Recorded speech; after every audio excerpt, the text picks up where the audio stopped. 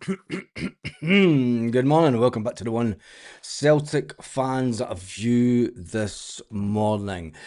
Is this the Easter rising of Celtic's title challenge?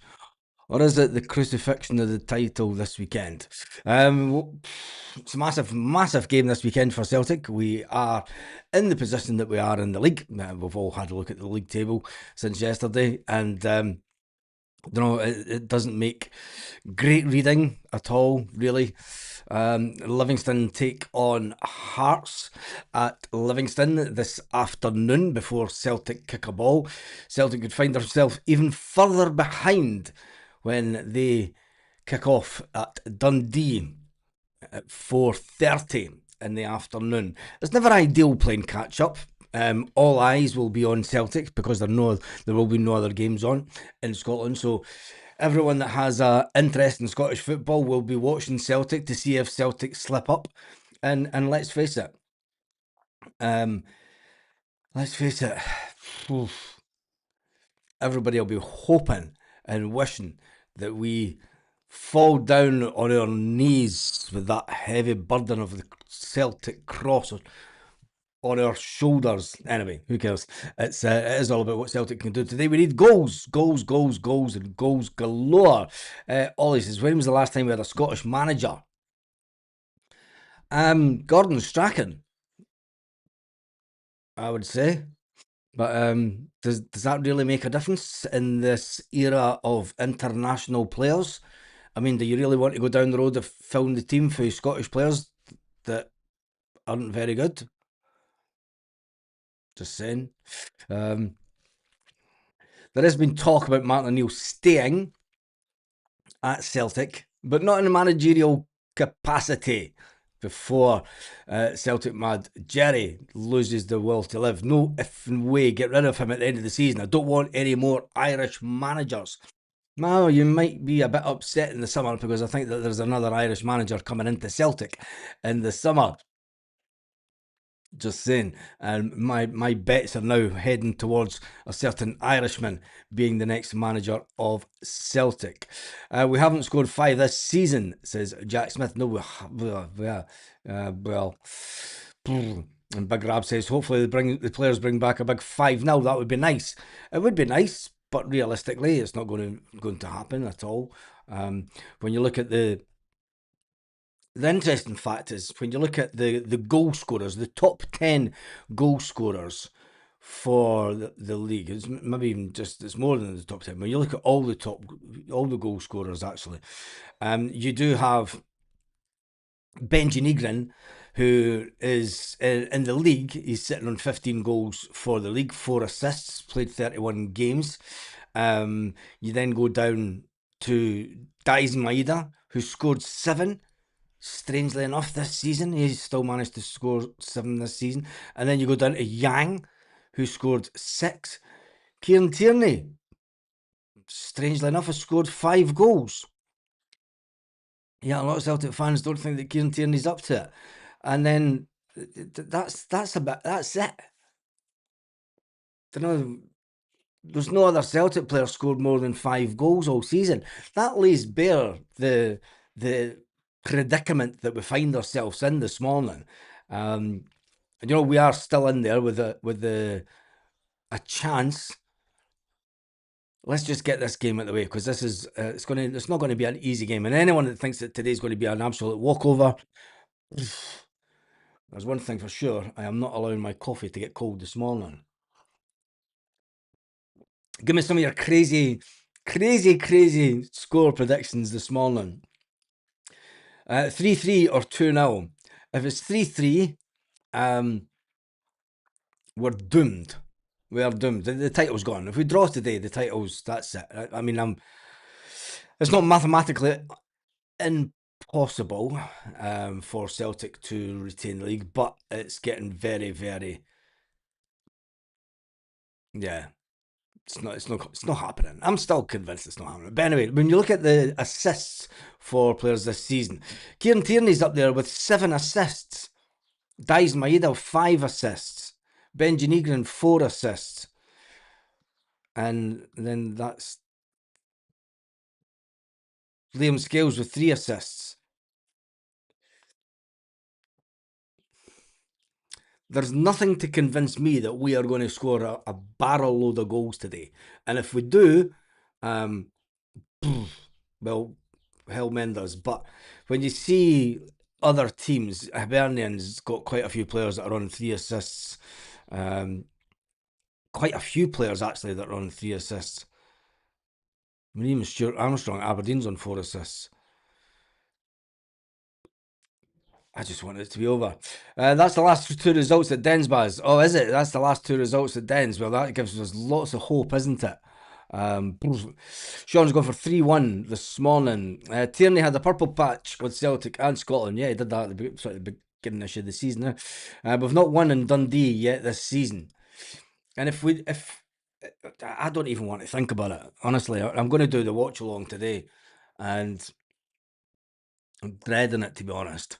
I'll do a watch along today. I'm doing a watch along next week, but for the semi-final, I won't be doing a watch along because my brother, my dad, and that's over. So I'm not going to. Unfortunately, I'm not going to sit with you lot when my dad and my brother and my mates over. So I will be going to the pub that day. Sean's going for 3-1 Celtic, though. Someone said that we're over 50 goals down this season. It wouldn't surprise me. I don't think we're as much as 50. I think that when you look at, well, you never know at this point of the season. Yeah, we could be round about, I wouldn't say 50, maybe around about 30. Don't know, but anyway. Well, you think about it, Dies Maeda scored 30 goals last season. And then Adam Ida scored 20 goals. That's 50 goals that we've lost pretty much this season, although Dyson has scored a few, but nowhere near. 2-1 says Helen, fingers crossed. Paul says 3-1 to Celtic or 3-0 to Celtic. We never replaced any striker that was sold. Going back to Kyogo, Adamida, Kuhn, and under-firing Dyson Maeda. Well, we did.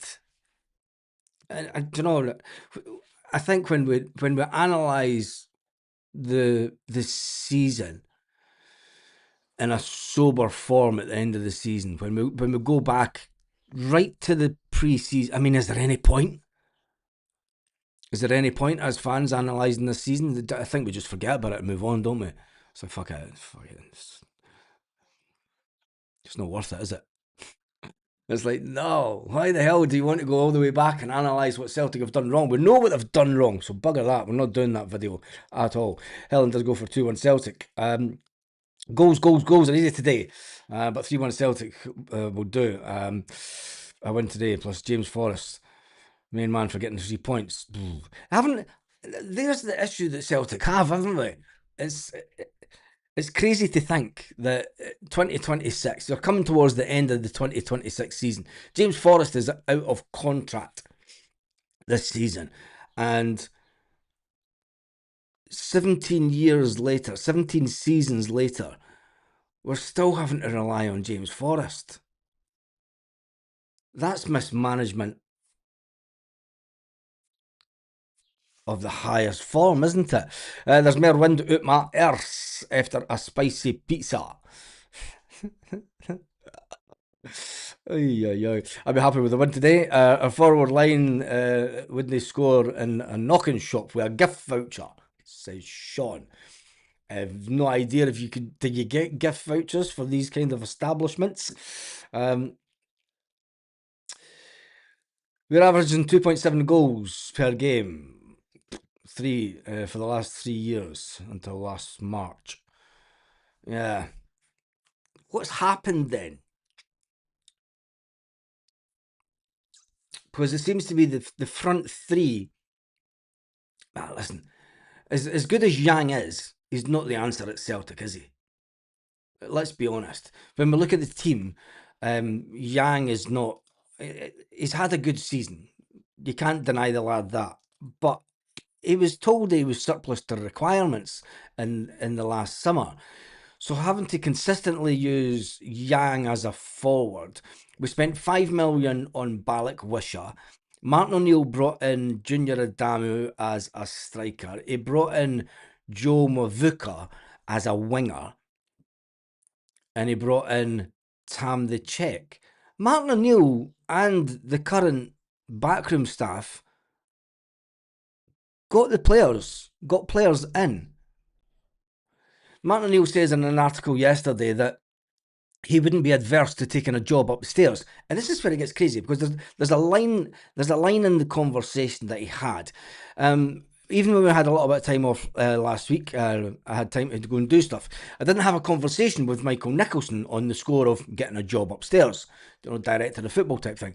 If I was the new manager coming in, I probably wouldn't mind who was on the board and who wasn't. As long as there was a committee for signing players, and as long as the manager would have the final say, I think it could work. It's absolutely bonkers. Martin O'Neill was basically telling us that behind the scenes, we are a complete and utter shit show. That's one of the... That was an interview he did with the Glasgow Times. And it's bonkers. It says to me that we're going for a young, inexperienced manager, when the topic of conversation is about putting Martin O'Neill upstairs as a director of football type thing to teach a young, inexperienced... This is worse than Ronnie Dyler years if it happens. It means that Celtic have no ambition, and it's not they've no ambition. They do have ambition, but it's a big reality check. And if we end up going down the road where Martin O'Neill was there to advise a manager, poof, how we've fallen from grace, haven't we? Jesus, that's a big fall down, isn't it? Johnny Kenny, 8 goals last season, he's out on loan. Yeah, he's not good enough. What did we end up with? Says Big Rab. No predictions today. Yeah, just bloody win. Yeah, there's no point in prediction, is it? It's just win. If we are done in the den, it's over. It's been raining here in Cumbernauld. What happened to Storm Dave? I have no idea. Who's Dave? Sack the board. All Celtic fans against the board. We're going to need to move on. It's a must win. We're a good team. We just need a win. We've kind of been winning under Martin O'Neill. I mean, we haven't lost vast amounts of games. You know, he's getting there. We've had an indifferent season. Johnny Kenny gets a goal every 1.4 games on minutes played this season. Yeah, he got sent out on loan. It's true. I think we need rid of Maloney. There has to be a conversation. I mean, I think that Sean Maloney is a great addition to have as the loan manager. Everything that came out about him being in that position was all nothing but good news. He has come out and said that he will only be at Celtic next season. He committed to 2 years at Celtic. That takes him out of the equation for me for being assistant manager to anybody that comes in, because you want an assistant manager. You want the next manager to pick his own assistant manager, bring his own team in, and have a good run at it. I think that changing assistant manager after 1 year of a new manager might not be the best scenario for Celtic. We need a bit of stability after a season. It's not been a season of turmoil. If other clubs change managers, we just didn't get the right manager in. Yang isn't Kuhn. No, he's not. Or Abada. And we know this. We never replaced Nico Kuhn. Leila Abada was a kind of bit part player though, wasn't he? I mean, he was a good player, but he was never a number one starter on a weekly basis. You know, he did come off the bench and stuff, and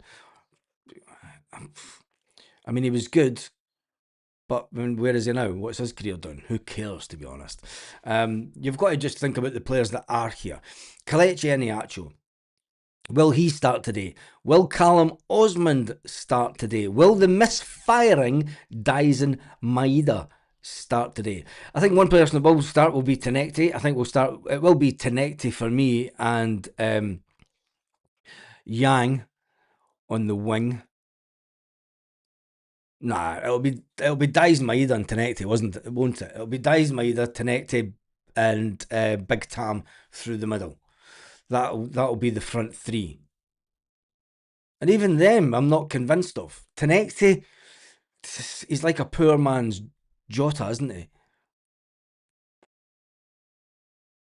Something very, very, very wrong at Celtic, but we need to get right in about this lot today. John, the truck driving legend, coming on from poof. First, in a wee trip to St. Paul's for Easter Mass and then watch Celtic 2-1. Yep, I'm heading out straight after this video. Starts a bit later here. But and then watch Celtic 2-1 win. Rejoice, the Saviour has awoken. All hail Jesus, our Catholic King. Yeah. I think that we definitely need some kind of resurrection from these players today to give the fans some belief. I mean, going into thank you for the super chat, mate. Honestly, thank you. And yeah, I miss St. Paul's actually. But I've got to be honest, some of the churches over here, some of the chapels over here, poof, fantastic. The amount of gold that's in them, Jesus. And they sit with the doors open all day, and there's all this gold kicking about. It's crazy. It never happened back home. It'd all be stolen. It'd all be stolen. Balak Wisha, a total waste of space. Whoever was responsible for scouting him needs a kneecapping. That's a bit extreme. It's basically Neil Lennon comes in for Mowbray, and the rest is astronomical. I'm still going back to that interview that Martin O'Neill gave, and people trying to say, is there any chance that you would be going upstairs? Would you like a job upstairs? There's one article that I read that says it would be fantastic for a new manager to bounce. I go back to, if you look at Manchester United when they had Fergie kicking about the building, that didn't go down too well. I'm not saying that he had a direct input, but he was there to. It's all this bouncing ideas of this older manager that's been there and done it, and knows the club. I think it's just a bit. I would love Martin O'Neill to stay at the club, but I don't want him to have any input. Managers have their own ideas. Martin O'Neill said it himself. He said, look, when Wilfred Nancy came in, he spoke to me for 15 minutes. That's fine. I didn't push any information onto him. If he wanted information, he could have asked me, but he wanted to just find out the team himself. Managers need to get a feel for it. If that does happen, and we put Martin O'Neill as a director of football, it's a Kenny Dalglish, John Barnes scenario going into next season. You're then waiting on the manager to fail because you've got Martin O'Neill sitting in the background and go, that's okay. We've got Martin to come in and step in. It just seems a bit negative to me. I hate bosses. I can't work for people because I hate bosses. I hate having a boss. That's why I've been self-employed for 25, 26, 27 years, because managers are similar. They want to run the whole thing. What does he then do with the academy? Is the manager then being told, oh, you need to bring this guy in for the academy? It's going to be a summer of, God, unbelievable stuff. Anyway, I don't see Martin coming out with that without it already being discussed behind the scenes. Well, Martin else, his exact words were talking about the new manager. He said, would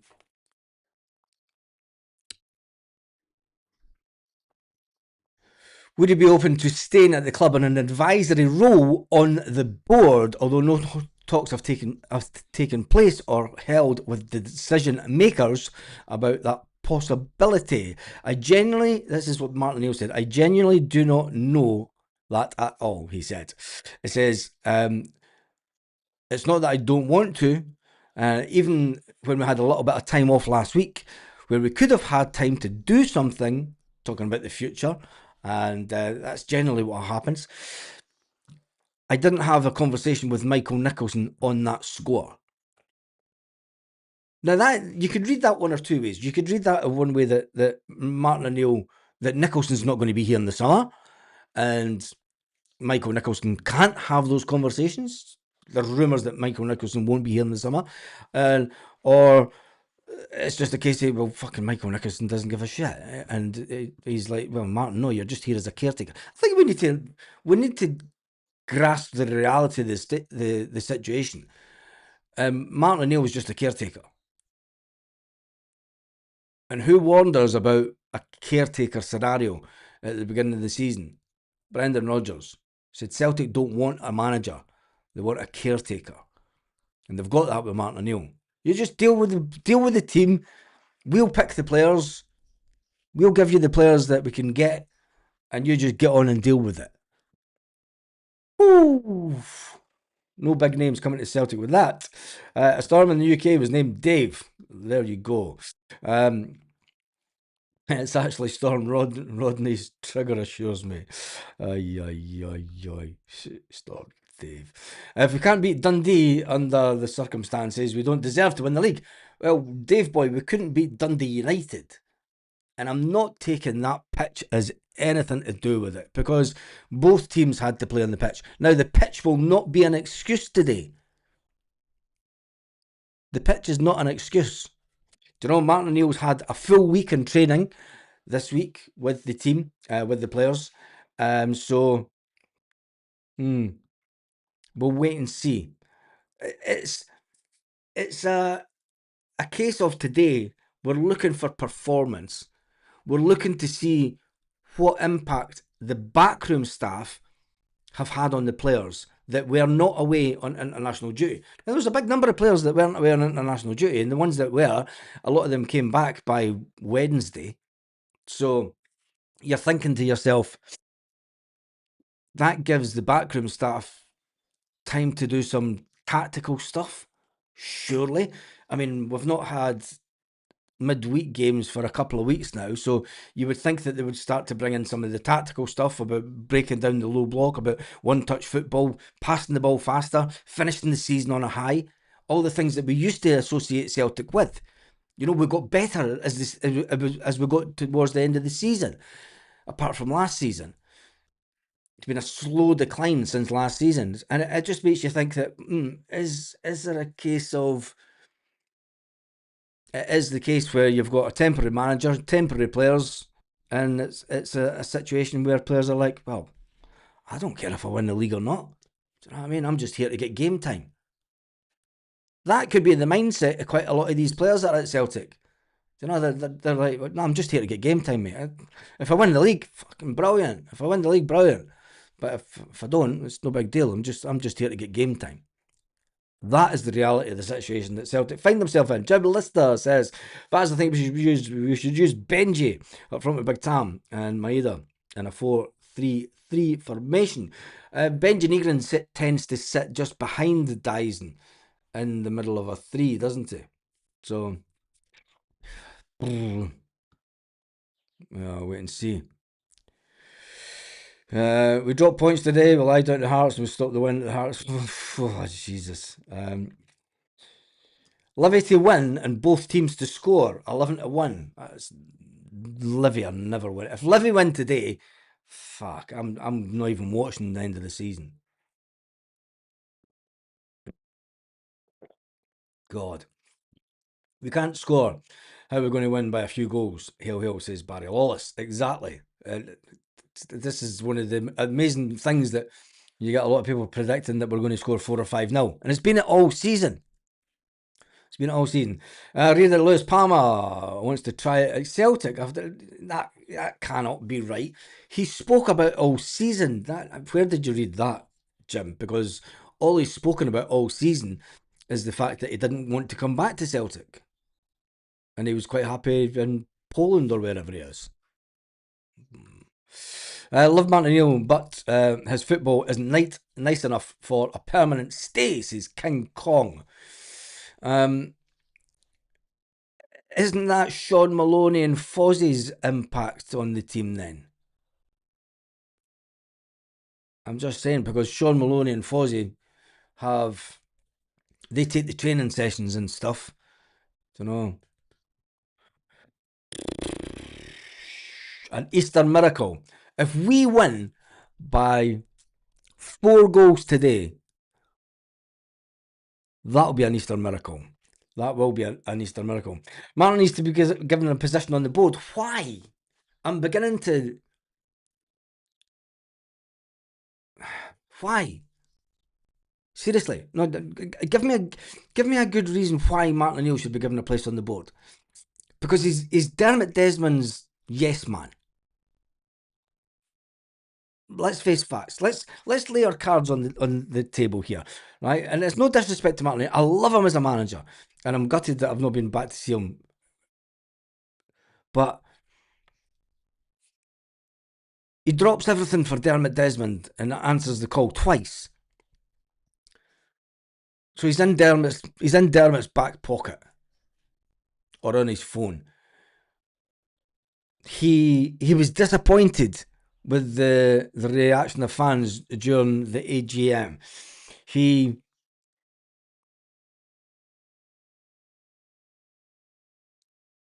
I'm actually, I can't, I would like him there as a go-between, is in the chairman position. Chairman position doesn't have a lot to do with the football on a day-to-day business. But there's a big part of me now thinking if we're wanting a complete turnaround and a complete change of the hierarchy at Celtic, putting in another yes man, another Dermot Desmond's yes man, and that might upset people saying that. Isn't that what we're trying to get away from? I don't know. It's these type of conversations that you need to have as fans. You know, is it's a stark reality. You know, we're saying sack the board and get rid of this and get rid of that. That's okay. Get Martin O'Neill in, even though he could never, he would never even dare argue with Dermot Desmond. He didn't argue with Dermot Desmond the first time round. 25 years ago, 20 odd years ago when he left. Do you know? He got told that he wasn't getting to spend more money, and then that was him. He lasted another season, and then he left. So I'm not too sure. I mean, is that progressive change,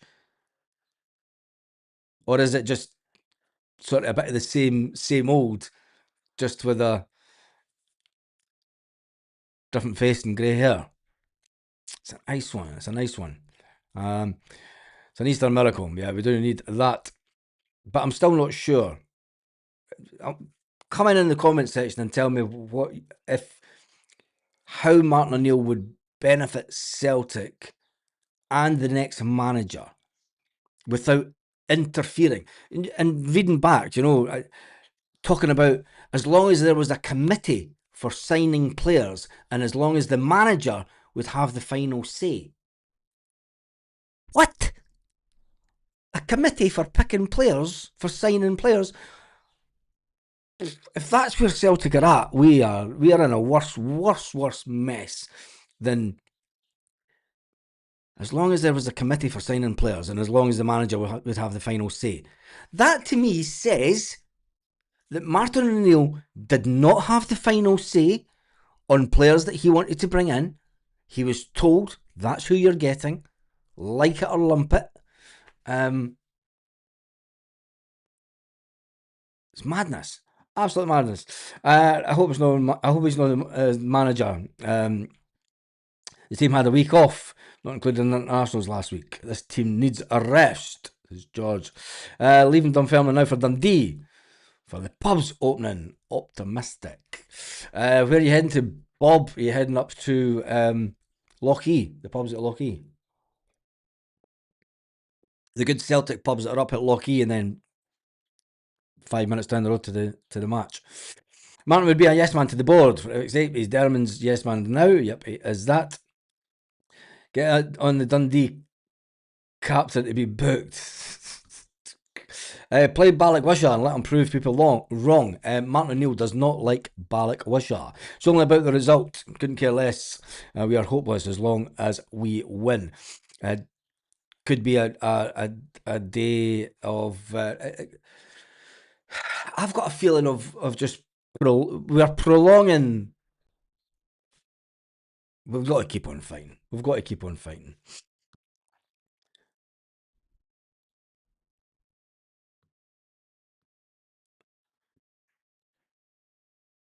Is that boozer upstairs and downstairs still in D? Loved that.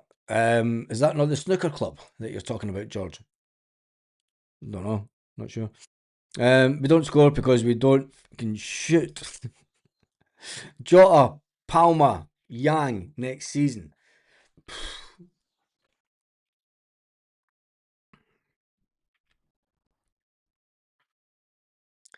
That's going to be great, isn't it? The thing is we've got to.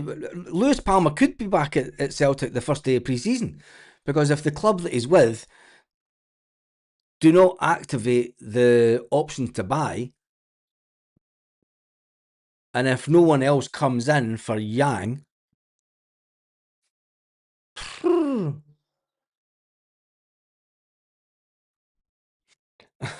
George is on the rampage this morning.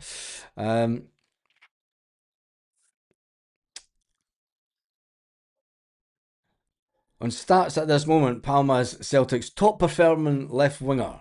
Jeez. God. It's great, isn't it? Does the Not Another Penny include the season ticket renewal? No. No, it doesn't. The Celtic fans collective have decided against a not renewing season ticket campaign. The biggest shareholders call the shots, and oh, as well, yeah, they do that. If we went to June, if we got to June, the Celtic turn it around. The Jota's finished. This is the day that we went away. Come on, you can't be singing that in a league match. Jesus, it's the exciting part of the season. I'm not even excited at the prospect of finishing this season. It's weird. I've never felt this for a long time. Dermot Desmond was Alex Ferguson's pal, who passed Martin O'Neill on to Dermot Desmond, remember. And it's not as if Martin O'Neill's best mates since teenager years with him or George. Well, a lot of people just say they want to win today. Palma would need to have developed into something approaching pace. It's like he was driving a caravan. Yeah. It was Fergie Hunn told him to go for Moyes. But to be fair, David Moyes and what he'd done at Everton was phenomenal at the time. He never had money. You've got to remember, it was Moyes that brought through the wee granny grabber. Do you know, Moyes was always at the top half of the table with Everton. Do you know, he was always up there, and he did fantastic things. A lot of people thought Moyes was going to come to Celtic before he went to Manchester United. And there you go. Anyway, is everyone blind? We are not winning the league. We are winning nothing. And next season is going to be worse. Just you watch, says Douglas. Do you think that I think that we could still win the Scottish Cup? If we lose to St Mirren in the Cup, nothing would surprise me. Oh, God.